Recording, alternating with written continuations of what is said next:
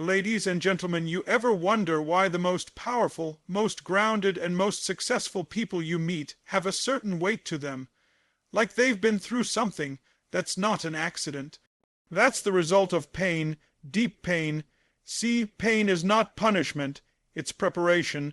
Most people think life is out to get them when things fall apart. They assume they're cursed, unlucky, or just not meant for something greater. But here's the truth. Life isn't punishing you, it's preparing you. It's sculpting you into who you were always meant to become. And that preparation doesn't happen in comfort. It happens in the fire. Think about it. No great transformation happens without pressure. Diamonds are formed under extreme heat and pressure. Steel is forged in fire, and the strongest versions of ourselves, we are shaped by the pain we thought would destroy us.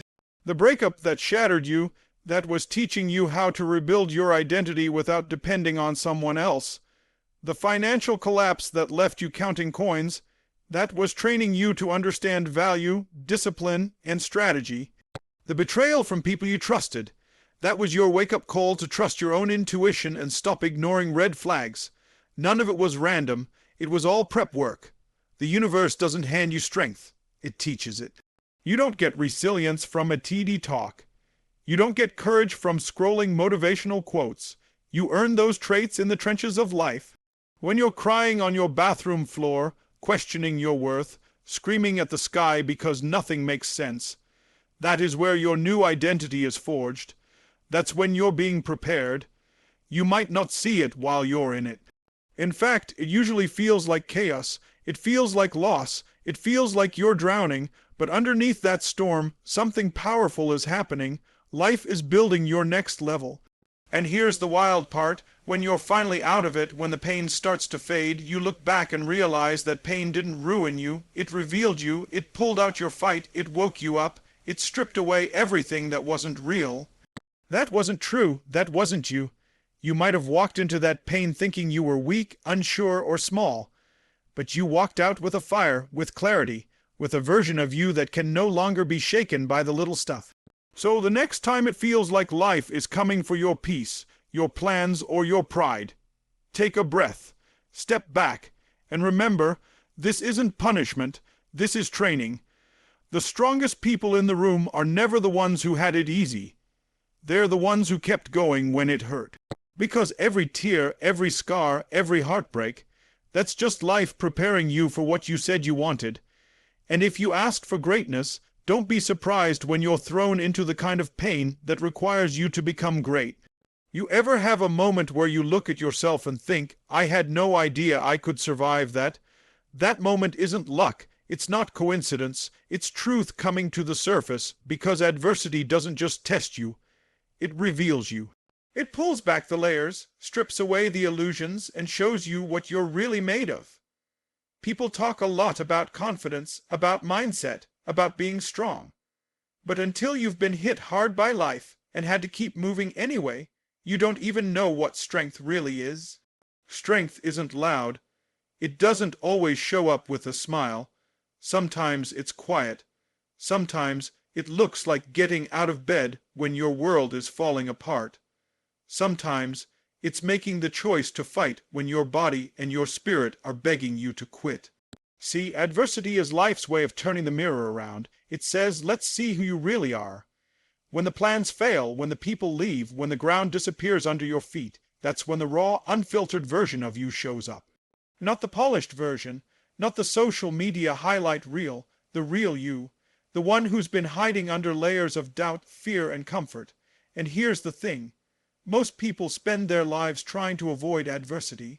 They run from challenge, they try to skip the pain, but what they don't realize is they're also skipping the discovery, because without adversity, there's no contrast, no awakening, no self-realization. It's the tough moments, the betrayal, the breakdown, the silence after the storm, that teach you about your own grit. That's where you realize you're not as fragile as you thought, that you don't need as much as you believed. That you can take the hit and not only get back up, but rise higher than before. There's a kind of strength that only reveals itself when you're put under pressure. You won't find it in the good times. You won't even look for it until you have to. That's the paradox. Your power is buried under the moments you're trying to avoid. When you've been through enough, something shifts. You stop flinching when life gets hard. You stop fearing failure because you've already lived through worse. You stop caring about people's opinions because you've seen who shows up when you're broken. Adversity teaches you boundaries. It teaches you priorities. It teaches you how to stand alone if you must, but never stay down. And that's something no one can give you. Not a mentor, not a book, not even motivation. Only experience reveals that kind of power. The deeper the wound, the deeper the wisdom. The harder the fall, the higher the rebuild. You don't just become stronger through adversity. You become clearer about who you are, what you value, who's real, what matters. That kind of clarity doesn't come cheap. It's bought with pain. It's earned through survival. And most of all, it's unlocked by pressure you didn't think you could handle, but did anyway. Ever ask yourself why you feel stuck even though nothing's wrong? Why everything looks okay on the outside, but inside, something's dying? That's what happens in comfort. That's the slow death nobody talks about. We're trained to chase ease, predictability, stability. But growth doesn't live there. Growth happens in discomfort. Transformation begins when comfort ends, and yet most people spend their lives trying to avoid the very thing that will set them free. Discomfort is not your enemy. It's your GPS. It tells you exactly where the next level is hiding. You want to grow your body. Go to the gym and lift weights that feel too heavy. You want to grow your mind. Sit down and read something that makes you question your beliefs.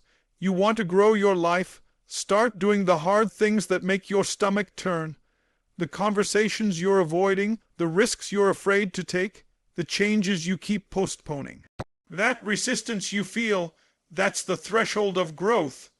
And the people who live extraordinary lives are the ones who push through that resistance over and over again.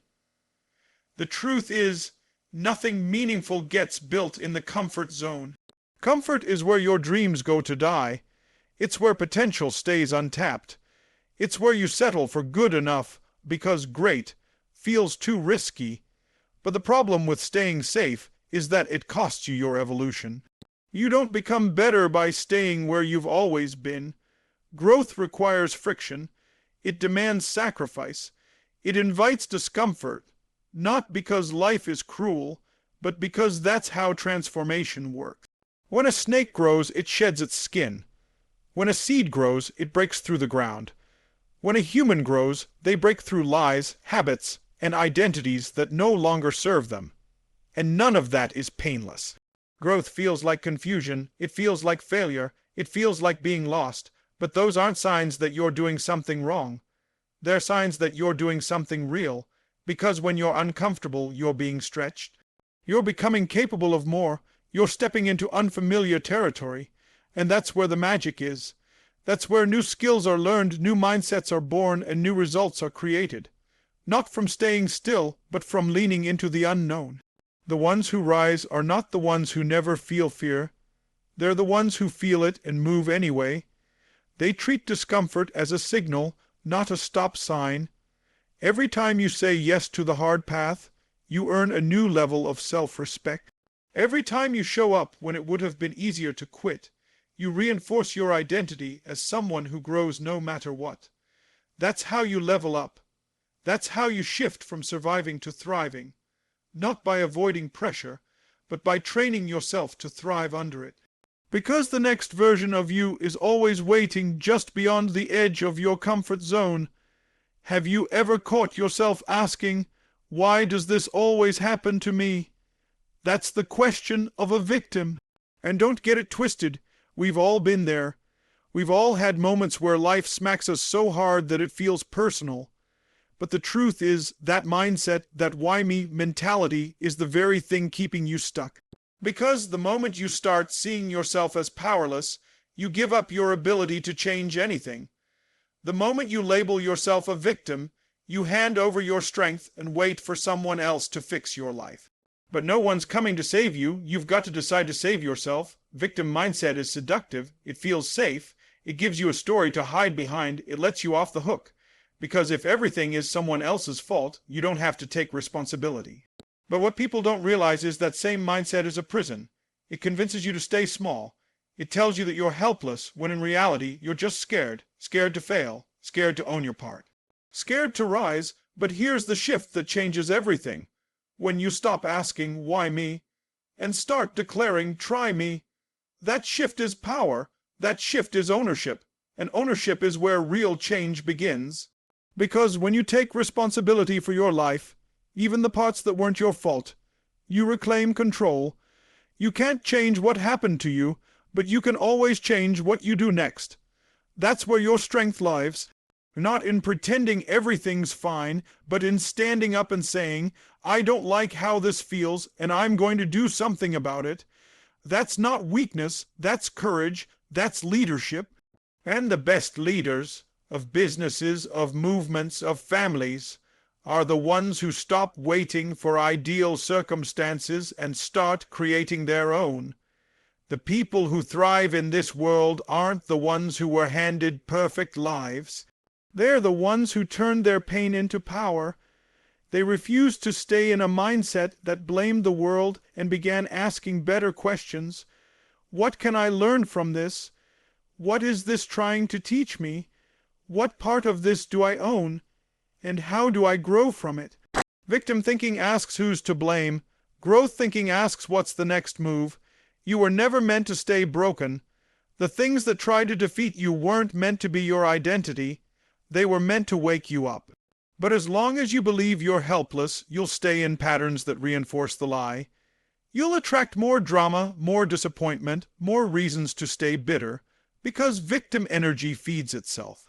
It finds proof everywhere. But the minute you decide you're done living like that, everything changes. You begin to speak differently, act differently, expect differently. You stop tolerating less than you deserve. You stop explaining your pain and start transforming it. Not because it's easy, but because it's necessary. Because you finally realize no one's going to hand you power. You've got to take it. You ever sit in silence and feel that burn inside you? The anger, the sadness, the weight of everything you've been through. And wonder what to do with it. That's your pain trying to speak. And most people, they try to shut it up. They run from it, numb it, distract themselves with food, scrolling, work, relationship, anything to avoid facing that ache. But here's what they don't realize. The pain you're running from is the exact fuel you need. You don't need to escape your pain. You need to use it. You need to take that chaos inside and turn it into drive. You want to know how the most unstoppable people in the world got there? They didn't have easier lives. They just stopped wasting energy avoiding pain and started using it as leverage. They stopped saying, why did this happen to me? And started saying, watch what I do with this. That shift right there is everything. Because pain doesn't disappear. You can bury it, but it'll find a way to surface again. It'll come out in your relationships, your health, your mindset, your habits. The question isn't whether pain will shape you. It's how it will shape you. Will it poison you or will it power you? There's a moment when life breaks you so hard, you've got two choices. Stay down and let it define you, or rise up and let it refine you. And the people who rise, they don't rise because it's easy. They rise because they're done being controlled by the wound. They're done replaying the same story. They're done letting the past dictate the future. And so they pick up the pieces one by one and build something powerful out of them. That's what using pain as fuel looks like. It's not pretty, it's not poetic, it's gritty, it's raw, but it's real. It's you deciding that your past will not be your prison. It will be your platform. Pain sharpens you. It teaches you what actually matters. It builds compassion. It carves out strength. It forges clarity. The nights you cried alone, the failures that embarrassed you, the losses that broke your heart, those are your tools now. That's your power source. But you've got to lean into it. You've got to stop pretending it doesn't hurt and start asking, what now? Not what if, not why me, what now? What can I build from this? Who can I become through this? When you flip the script like that, pain becomes purpose, suffering becomes strategy. You stop reacting emotionally and start responding intentionally. You realize that every scar on your heart is also a signature of survival. Every ache is evidence that you've lived through something and came out on the other side with insight, grit, and story. And once you've got that awareness, you're dangerous, not because you've never been hurt, but because you've turned every ounce of that hurt into motivation that can't be stopped. You ever feel like everything is falling apart at once? Like life just flipped the table and left you in the wreckage. In those moments, it's easy to believe you're being buried, like you're being crushed under the weight of loss, failure, heartbreak, or disappointment. It feels like suffocation. It feels unfair. It feels like the universe is working against you. But what if that feeling, what if that pressure isn't a burial at all? What if it's something else entirely? What if you're not being buried? What if you're being planted? See, buried and planted look the same at first. Both go underground. Both are covered in darkness. Both feel isolated. But the difference: one is the end, the other is a beginning. One gets forgotten, the other breaks through. That's the truth most people miss. They see darkness as death, but darkness is where roots form. Darkness is where real growth happens. Nobody sees it. Nobody claps for it. But it's the most important part of the process. You don't rise without going deep first. You don't shine without learning how to hold steady in the dark.